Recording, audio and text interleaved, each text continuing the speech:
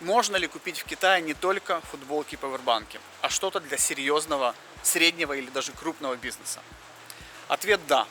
И поэтому сегодня я приехал на фабрику по удобрениям. Здесь я буду проводить инспекцию фабрики перед тем, как мы будем заключать довольно большой контракт с нашим клиентом. Сейчас в рамках подготовки к большому заказу я оказываю клиенту услугу аудит фабрики. Иногда на такие услуги я выезжаю самостоятельно для того, чтобы снять контент для вас, для того, чтобы поддерживать свой уровень квалификации и китайского языка, и знаний разносторонних по производству разных материалов. Мне это самому безумно интересно. Такую услугу, как аудит компании перед заключением договора, я советую всегда тем, у кого хотя бы где-то от $10-15 и выше заказ. Стоит ознакомиться более детально, потратить на это абсолютно небольшие деньги с тем, с кем вы будете выстраивать долгосрочные отношения в Китае. Это обернется для вас хорошей экономией, хорошими взаимоотношениями, меньшими рисками затягивания сроков и прочими полезными фишками в работе с Китаем. Только что съел удобрение, говорит, что его можно есть. То есть это, что демонстрирует натуральность данного удобрения. Называется какой-то там полисахарид или что-то такое. Я вообще не за ним приехал, но сейчас это новый продукт, они мне его показывают. И вот здесь они в лаборатории его тестируют и вот едят попутно.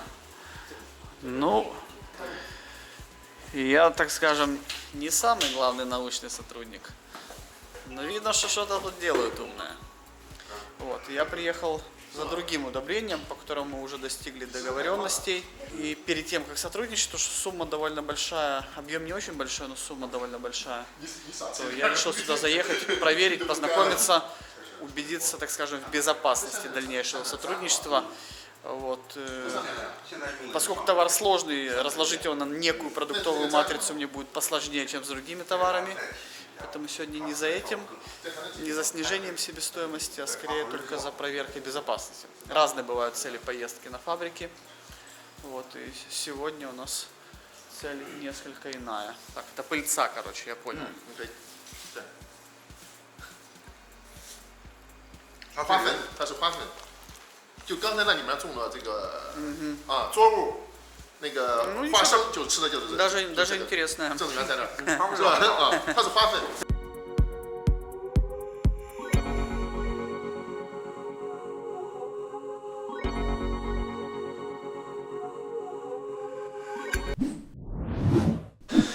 А вот в таких бочках это все производится. Одна бочка на 65 тонн, тут таких бочек 10. И стоит довольно стойкий запах, ну такой необычный, так скажем. Я спросил, что это, они сказали, запах ферментации. Интересно. Залили, просто вот оно стоит. Сейчас узнаю, что с ним происходит. Оно варится или стоит, ферментируется. Вот так вот работает станок, который загружает все в бочки, а бочки переводит дальше. Ага. Сейчас он не запущен, он мне на телефоне отдельно показывает.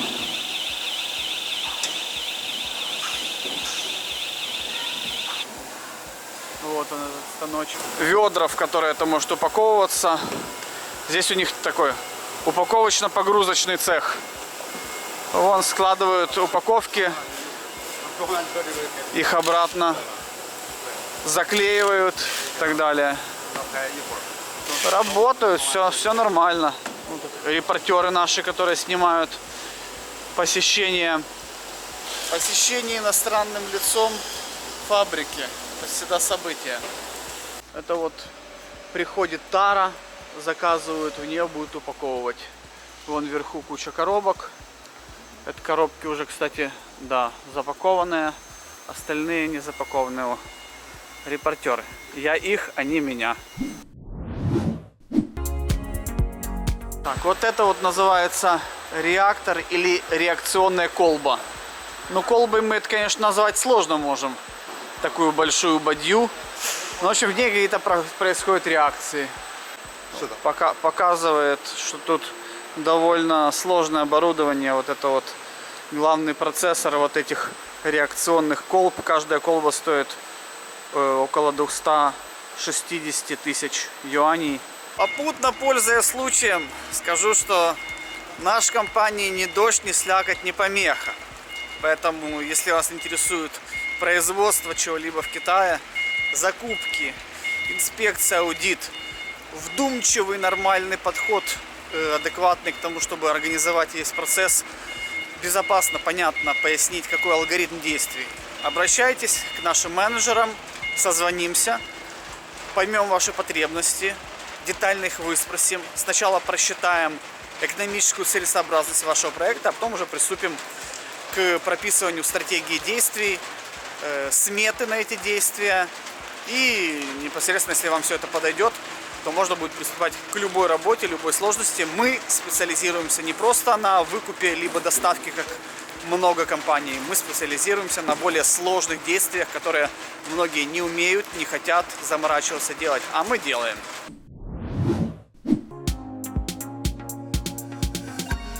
Где мы? Мы на складе, который не мал и не велик, а немножечко огромен. То есть несколько складов. Всего я спросил, я всегда интересуюсь такой экономикой, какие зарплаты, какая площадь, какая аренда. Ну вот базовые такие вещи, чтобы разложить это просто как конструктор себе, понять чуть больше математику этого бизнеса. Проще потом по ценам разбираться. И они понимают, что ты такой вроде какой-то вдумчивый, такой не поверхностный клиент, и сложнее тебе лапшички навешать и так далее. Вот, 7000 квадратов здесь. Со своими оговорками, я все время ухожу в сторону. 7000 квадратов. Ну, не в этом складе, всего на фабрике. Довольно много. То есть тут склад у них и готовой продукции, и тары, и других вещей. Вверх вон погрузчики раскладывают. Вот эта вот делегация моя. Руководитель, менеджер, помощник менеджера и так далее. Ну, вот так вот. Масштаб понятен, что ребята занимаются. Можно работать, могут клеить ваш логотип, могут делать на вашем языке. Все это нормально. Можно делать экспорт. Организация серьезная и находится, самое главное, там, где, ну, так скажем, вот эта тяжелая химическая промышленность. Вот. Потому что есть определенное распределение по Китаю мест, где легкая промышленность, где тяжелая промышленность. Еще один склад входящей продукции, то есть той, из которой все это готовят. Здесь обычно должны проводить некий контроль, но поскольку это находится в ангаре, возможно, и берут кусочки и отправляют в лабораторию, сейчас я узнаю. Потому что, как правило, всегда есть контроль входящего этого материала. Просил, говорю, тут все какие-то порошочки и так далее, а там какие-то у вас все эти большие емкости с жидкостью. Вы потом, говорю, порошочек этот просто водичкой разводите. Вопросы на фабрике удобрений уровня 3 класса, да? Он говорит, как начал, разругался, начал мне говорить, нет, какая вода, воды нельзя. Говорит, специальная жидкость для ферментирования, для реакции.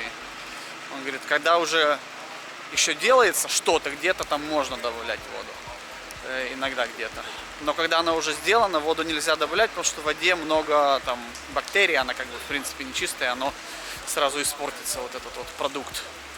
Поэтому вода тут не сильно в ходу на этом производстве, несмотря на то, что в основном все сделано с какими-то жидкостями.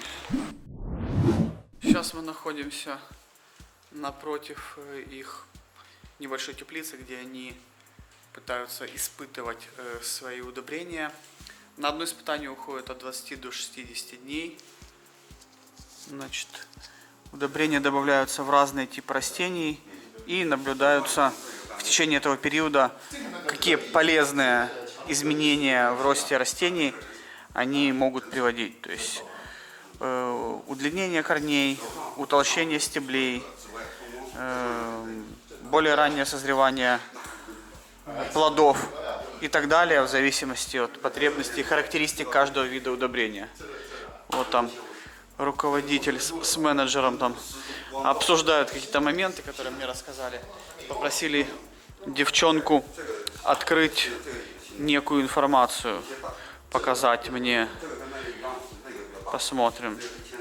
Вот сначала это все проращивается. С этим я уже знаком по опыту поиска